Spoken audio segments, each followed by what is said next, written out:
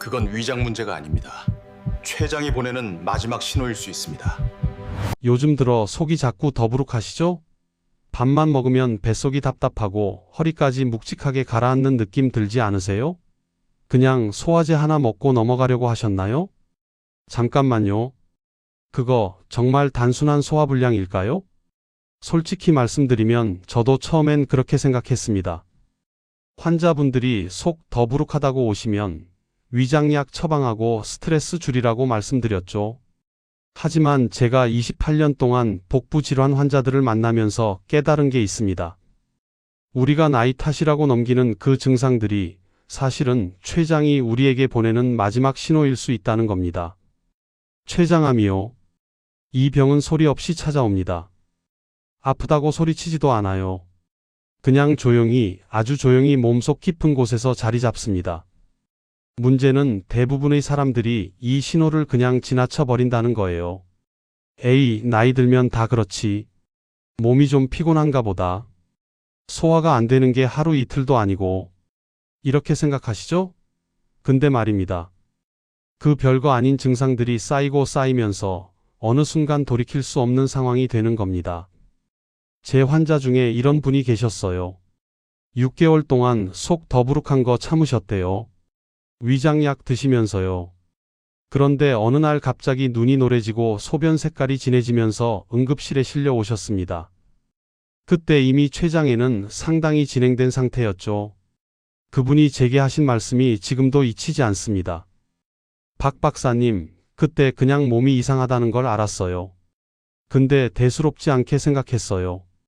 제가 좀만 더 일찍 왔으면 달라졌을까요? 그 질문에 저는 대답하지 못했습니다. 하지만 한 가지는 확실히 말씀드릴 수 있어요.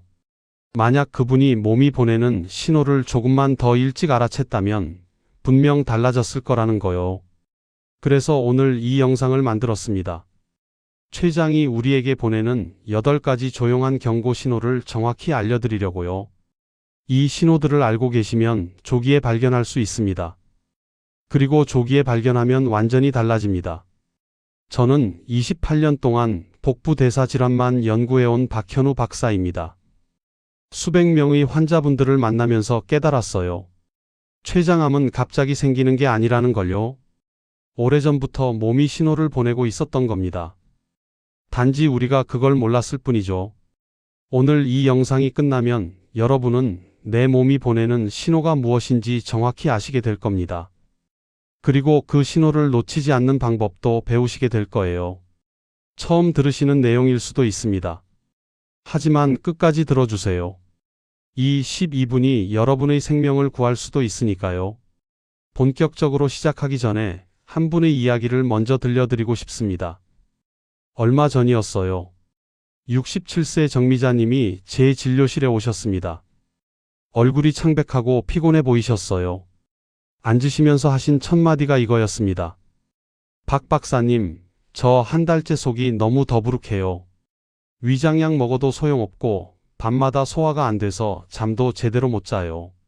자세히 여쭤봤더니 사실 증상은 한 달이 아니라 2달 전부터 시작됐대요. 처음엔 식사 후에만 조금 불편하셨답니다. 나이 들면 다 그렇지 뭐 하고 넘기셨대요. 그런데 시간이 갈수록 증상이 심해졌다는 거예요. 밥맛도 없어지고 평소 좋아하시던 된장찌개 냄새만 맡아도 속이 메스꺼웠대요. 그리고 이상한 게 특별히 무리하지 않았는데도 몸이 계속 피곤하고 기운이 없으셨답니다. 그냥 스트레스 때문인 줄 알았어요. 며느리하고 좀 다퉜거든요. 그렇게 한 달을 참으셨대요.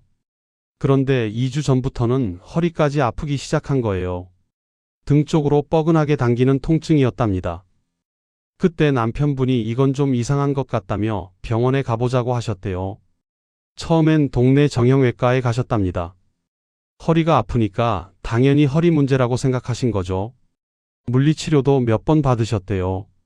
그런데 전혀 나아지지 않았다는 겁니다. 그래서 결국 제게 오신 거였어요. 검사를 해보니 위는 괜찮았습니다. 위염도 없었고 궤양도 없었어요. 그런데 췌장 효소 수치가 조금 이상했습니다. 정상 범위를 살짝 벗어나 있었어요. 정미자님, 췌장 쪽을 좀 더 정밀하게 봐야 할 것 같습니다. 그 말에 정미자님 얼굴이 하얗게 질렸습니다. 박 박사님, 췌장이요? 설마 췌장암은 아니겠죠?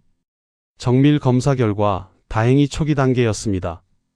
바로 치료에 들어갈 수 있었어요. 지금은 회복 중이시고 한 달에 한 번씩 제 진료실에 들러 경과를 체크하고 계십니다. 지난주에 오셨을 때 하신 말씀이 기억나네요. 박 박사님, 그때 그냥 참았으면 어쩔 뻔했어요. 생각만 해도 아찔해요. 그리고 제가 허리 아프다고 정형외과만 다니고 있었잖아요. 진짜 몰랐어요. 췌장이 문제인 줄. 정미자님은 운이 좋으신 경우였습니다. 증상을 완전히 무시하지 않으셨고 결국 제대로 된 검사를 받으셨으니까요. 하지만 모든 분들이 이렇게 운이 좋은 건 아닙니다.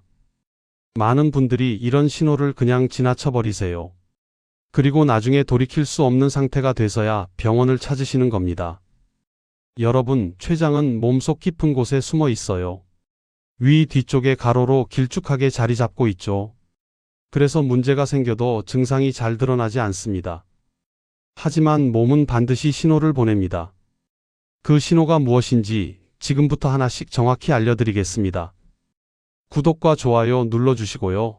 끝까지 보시면 왜 지금 당장 내 몸의 변화를 기록해야 하는지 정확히 아시게 될 겁니다.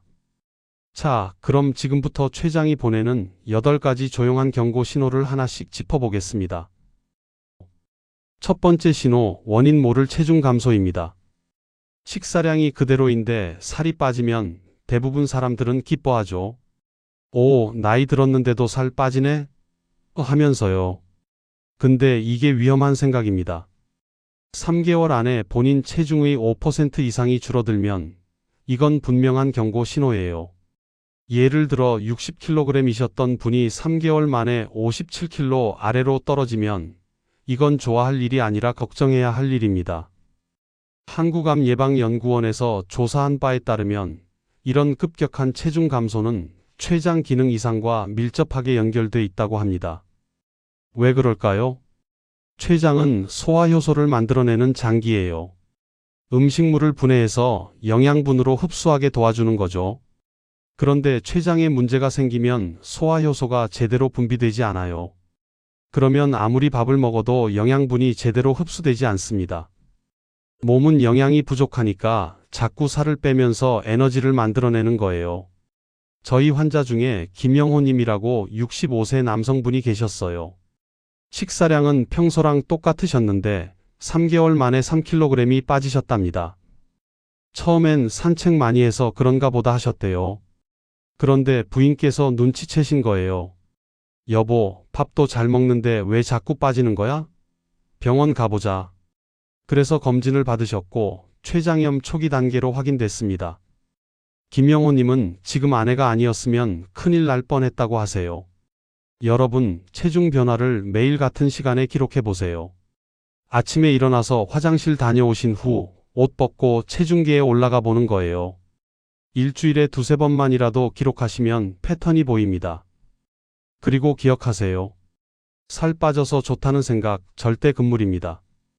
두 번째 신호, 명치에서 등으로 이어지는 통증입니다. 이건 정말 많은 분들이 놓치는 신호예요.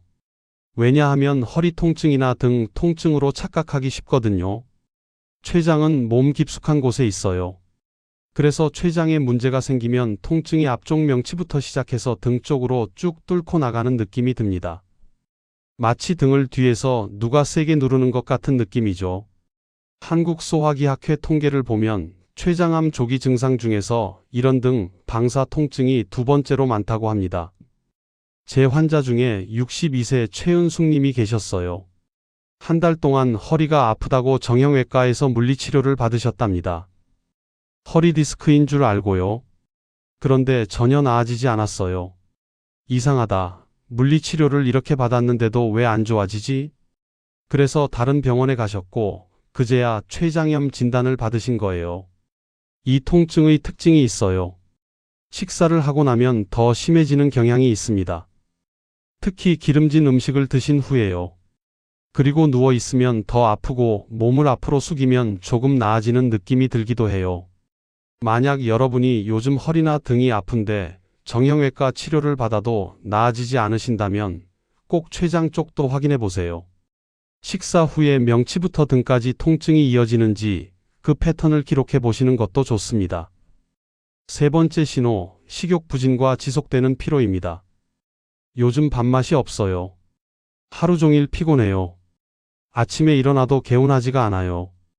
이런 말씀하시는 분들 정말 많으세요. 그런데 대부분 나이 탓이지 뭐 하고 넘기시죠? 근데 말입니다. 암세포는 엄청난 에너지를 소모해요. 몸속에서 암세포가 자라면 정상세포들이 쓸 에너지를 암세포가 다 가져가 버립니다. 그래서 몸 전체가 쉽게 지치는 거예요. 대한노화연구회에서 발표한 자료를 보면 만성 피로와 식욕 저하가 췌장 이상 초기의 대표적인 신호라고 나와 있습니다. 70세 오경자님은 평소 삼계탕을 정말 좋아하셨대요. 그런데 어느 날부터 삼계탕 냄새만 맡아도 구역질이 났다는 거예요. 좋아하던 음식 냄새에도 속이 메스꺼웠다는 겁니다. 이상하다. 내가 왜 이러지? 걱정돼서 검사를 받으셨고 췌장 효소 수치 이상을 발견하셨어요. 여러분, 식사량과 피로도를 하루에 한 번 간단하게 기록해 보세요. 오늘 아침 밥 반 공기, 점심 밥 한 공기, 저녁 국물만 이런 식으로요. 그리고 피로도도 10점 만점에 몇 점인지 체크해 보는 거예요.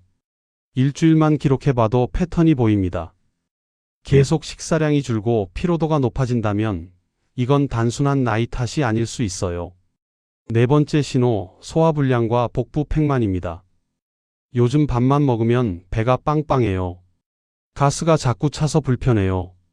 속이 더부룩한 게 하루 종일 가라앉질 않아요. 이런 증상 흔하죠? 그래서 대부분 위장 문제라고 생각하세요. 위장약 사 먹고 넘어가시는 거죠. 근데 췌장에 문제가 생겨도 똑같은 증상이 나타납니다. 왜 그럴까요? 췌장에서 소화효소가 제대로 분비되지 않으면 음식이 제대로 분해되지 않아요. 그러면 음식물이 위와 장에 오래 머물러 있게 됩니다. 그 과정에서 가스가 많이 발생하는 거예요. 한국임상영양학회 자료를 보면 50세 이후에 새로 생긴 소화불량은 췌장 질환과 관련될 가능성이 3배 높다고 나와 있어요. 69세 김선희님은 위염인 줄 알고 위장약을 한 달 동안 드셨답니다. 그런데 전혀 나아지지 않았대요. 계속 속이 더부룩하고 가스가 차는 느낌이 들었다는 거예요. 위염약을 이렇게 먹었는데도 왜 안 좋아지지? 그래서 다시 병원에 가셨고 위 내시경까지 하셨어요. 근데 위는 멀쩡했답니다. 그제야 췌장 검사를 했고 췌장 기능 저하를 발견하신 거예요. 여러분, 위장약을 2주 이상 복용했는데도 증상이 계속되면 반드시 정밀 검진을 받으세요. 특히 복부 초음파나 CT 검사를 통해 췌장 상태를 확인하시는 게 좋습니다. 복부 팽만이 지속되면 절대 방치하지 마세요. 다섯 번째 신호, 황달 증상입니다. 어느 날 거울을 보다가 깜짝 놀라실 수도 있어요. 눈의 흰자위가 노래진 걸 발견하시면요. 황달은 췌장 이상의 아주 명확한 신호입니다. 췌장 머리 부분에 문제가 생기면 담즙이 흐르는 길이 막혀요. 그러면 담즙이 혈액으로 역류하면서 피부나 눈이 노래지는 거죠. 한국소화기학회 통계에 따르면 췌장 이상 환자의 70%가 황달을 동반한다고 합니다. 71세 박성호님은 어느 날 아침에 세수를 하다가 거울을 보고 놀라셨대요. 눈이 노래져 있었거든요. 그리고 소변 색깔도 평소보다 훨씬 진했답니다. 이건 뭔가 이상한데? 바로 병원에 가셨고 췌장 머리 부분에 종양이 발견됐어요. 다행히 조기에 발견해서 치료하실 수 있었습니다. 황달이 나타나면 피부 가려움증도 함께 나타나는 경우가 많아요. 온몸이 가렵다고 하시는 분들도 계세요. 거울로 눈의 색을 주기적으로 확인하세요. 그리고 소변 색깔도 체크해 보세요. 물을 충분히 마셨는데도 소변이 계속 진한 갈색이라면 반드시 검사가 필요합니다. 여섯 번째 신호, 갑작스러운 당 조절 변화입니다. 혈당이 갑자기 높아졌어요. 당뇨가 새로 생겼다고 하는데 식습관은 그대로인데요? 이런 경우 췌장을 의심해 봐야 합니다. 췌장은 인슐린을 분비해서 혈당을 조절하는 장기예요. 췌장에 문제가 생기면 인슐린 분비가 제대로 안 되니까 혈당이 오르는 거죠. 대한당뇨연구소 발표에 따르면 새로 생긴 당 조절 문제의 20%가 췌장 기능 이상과 연관이 있다고 합니다. 63세 이재훈님은 정기 건강검진에서 혈당이 갑자기 높게 나왔대요. 평소 단 것도 별로 안 드시고 운동도 꾸준히 하시는 분인데 말이죠. 이상한데? 식습관도 그대로인데 왜 당이 오르지? 추가 검사를 해보니 췌장염 초기로 확인됐습니다. 여러분, 정기적으로 혈당을 체크하세요. 특히 50세 이상이시라면요. 그리고 생활 습관이 그대로인데 혈당이 갑자기 오른다면 반드시 췌장 검사를 받아보세요. 7번째 신호, 급성 염증 반복입니다. 몇 달 전에도 급성 췌장염으로 입원했었는데 또 아파요. 통증이 가라앉았다가 다시 나타나는 게 반복돼요. 췌관이 막히면 염증이 반복적으로 생깁니다. 한 번 생겼다가 나아졌는데 또 생기고 또 생기는 거예요. 한국소화기학회는 원인 불명의 급성 염증이 2회 이상 반복되면 췌장 정밀 검사가 필요하다고 권고합니다. 66세 고명자님은 급성 염증이 3개월 간격으로 3번 반복됐답니다. 처음엔 과식해서 그런가 보다 하셨대요. 두 번째도 기름진 거 먹어서 그런가 보다 하셨고요. 그런데 세 번째 염증이 생겼을 때는 이건 분명 이상한 거다 싶으셨대요. 정밀 검진을 받으셨고 췌장 이상을 발견하셨습니다. 통증이 가라앉아도 재발하면 반드시 기록하고 검진 받으세요. 특히 술을 완전히 끊었는데도 염증이 반복된다면 다른 원인이 있는 겁니다. 8번째 신호, 건강검진에서 발견된 췌장 이상입니다. 증상은 전혀 없는데 건강검진에서 췌장에 그림자가 보인대요. 우연히 복부 CT를 찍었는데 췌장 낭종이 발견됐어요. 이런 경우도 정말 많아요.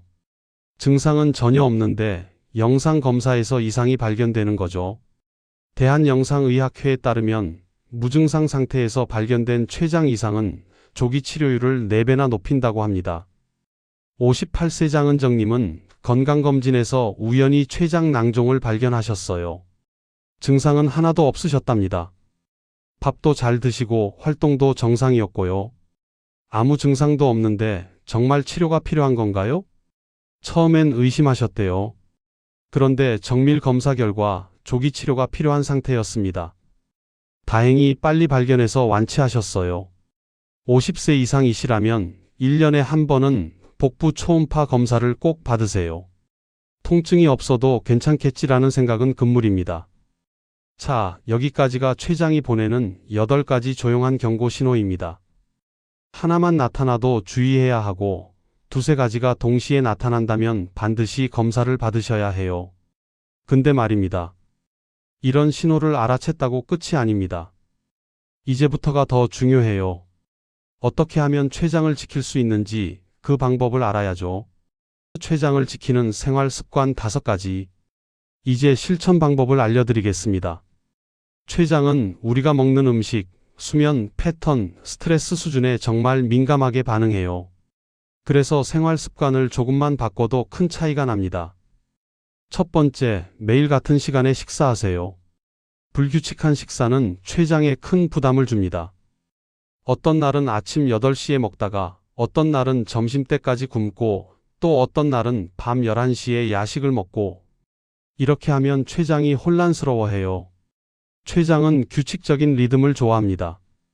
매일 비슷한 시간에 식사를 하면 췌장이 미리 준비를 하거든요. 아, 곧 음식이 들어올 시간이구나 하고 소화효소를 만들어내는 거죠. 아침 7시, 점심 12시, 저녁 6시 이런 식으로 시간을 정해놓고 지키세요. 주말에도 평일이랑 비슷한 시간에 드시는 게 좋아요. 두 번째, 기름진 음식을 줄이세요. 삼겹살, 치킨, 튀김, 버터 듬뿍 들어간 빵. 맛있죠? 근데 이런 기름진 음식은 췌장이 가장 힘들어하는 음식입니다. 기름진 음식을 소화하려면 췌장이 엄청나게 많은 소화효소를 만들어내야 해요. 가끔 한 번 먹는 건 괜찮지만 매일 이런 식으로 먹으면 췌장이 지쳐버립니다. 대신 찜, 구이, 조림으로 조리한 음식을 드세요. 생선찜, 닭가슴살 구이, 두부조림. 이런 음식들이 췌장에 훨씬 편합니다. 세 번째, 흡연과 음주를 즉시 중단하세요. 이건 정말 강조하고 또 강조해도 부족해요. 담배와 술은 췌장의 최대적입니다. 담배를 피우면 췌장 세포가 직접적으로 손상됩니다. 그리고 술은 췌장염을 직접 유발해요. 특히 소주나 맥주를 자주 드시는 분들 정말 위험합니다. 하루에 소주 한두 잔 정도는 괜찮지 않나요? 아니요. 췌장에 이미 문제가 있다면 한 잔도 안 됩니다. 완전히 끊으세요. 금연과 금주가 힘드시다면 보건소의 금연 클리닉이나 금주 프로그램을 이용하세요. 혼자 하는 것보다 훨씬 성공률이 높습니다. 네 번째, 하루 7시간 숙면으로 회복력을 높이세요. 잠을 제대로 자지 못하면 몸의 회복 능력이 떨어집니다. 췌장도 마찬가지예요. 밤에 자는 동안 췌장이 스스로 회복하고 재생하는 시간을 가져야 해요.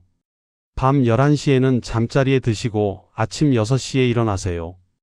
7시간 수면이 가장 이상적입니다. 잠이 잘 안 온다면 저녁 9시 이후에는 스마트폰을 보지 마세요. 블루라이트가 수면을 방해하거든요. 대신 따뜻한 우유 한 잔 드시거나 가벼운 스트레칭을 하세요. 다섯 번째, 주 3회 30분 이상 걷기를 실천하세요. 운동이 왜 중요할까요? 운동을 하면 혈액순환이 좋아지고 췌장으로 가는 혈류량도 증가합니다.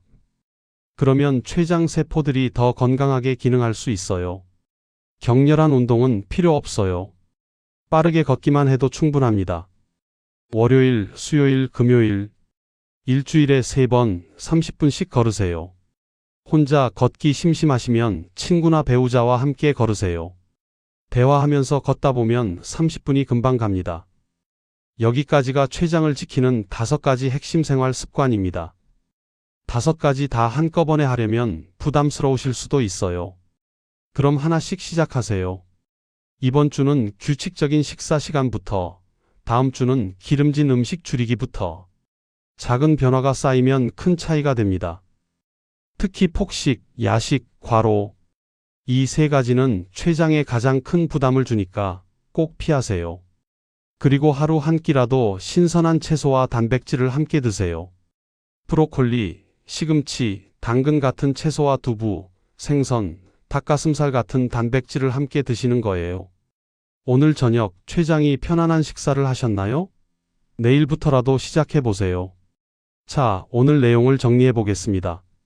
많은 분들이 췌장암은 갑자기 생긴다고 생각하십니다. 어느 날 갑자기 통증이 찾아오고 진단받고 그게 끝이라고요. 하지만 아닙니다. 췌장암은 갑자기 생기는 게 아니에요. 오래전부터 몸이 아주 조용히 경고를 보내고 있었던 겁니다. 살이 빠진다, 속이 답답하다, 허리가 뻐근하다, 피곤하다, 소화가 안 된다. 이런 단순한 신호들이 생명을 구하는 첫 출발점이 될 수 있습니다. 정미자님이 만약 그냥 나이 탓이겠지 하고 넘어갔다면 어떻게 됐을까요? 김영호님이 살 빠져서 좋네 하고 넘어갔다면요? 최은숙님이 계속 정형외과만 다녔다면요? 지금쯤 완전히 다른 상황에 처해 있었을 겁니다. 잘못 관리하면 병은 깊어집니다. 하지만 조기에 알아차리면 완전히 달라져요. 오늘 당장 실천할 한 가지를 말씀드리겠습니다. 하루 한 번 내 몸의 변화를 기록하세요. 노트 한 권 준비하세요. 그리고 매일 저녁 잠들기 전에 오늘 하루 몸 상태를 간단히 적어보는 거예요. 체중은 얼마였나? 식사는 몇 끼 했나? 속은 편했나? 피로도는 어땠나? 통증은 없었나? 5분이면 됩니다. 5분만 투자하세요. 이 작은 습관이 췌장을 지키는 가장 확실한 방법입니다. 왜냐하면 일주일, 한 달 동안의 기록을 쭉 보면 패턴이 보이거든요. 아, 요즘 계속 식사량이 줄고 있네, 속이 자꾸 불편한 날이 많아지네, 이런 걸 알 수 있는 거예요. 그리고 그 기록을 가지고 병원에 가세요. 의사에게 박 선생님, 제가 한 달 동안 기록한 건데요. 한번 봐주시겠어요? 하고 보여드리세요. 의사 입장에서도 이런 기록이 있으면 진단이 훨씬 정확해집니다. 환자분이 이렇게 체계적으로 기록하셨네요. 이거 보니까 패턴이 보이는데요 하면서 정확한 검사로 이어질 수 있어요.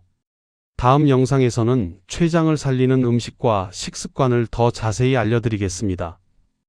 어떤 음식을 먹어야 하고 어떤 음식을 피해야 하는지 구체적인 식단까지 소개해드릴게요. 공감되셨다면 댓글 한 줄 남겨주세요. 오늘부터 내 몸 신호를 놓치지 않겠습니다. 여러분의 작은 실천이 생명을 구합니다. 그리고 그 시작은 바로 오늘, 지금 이 순간입니다. 건강하세요. 다음 영상에서 뵙겠습니다.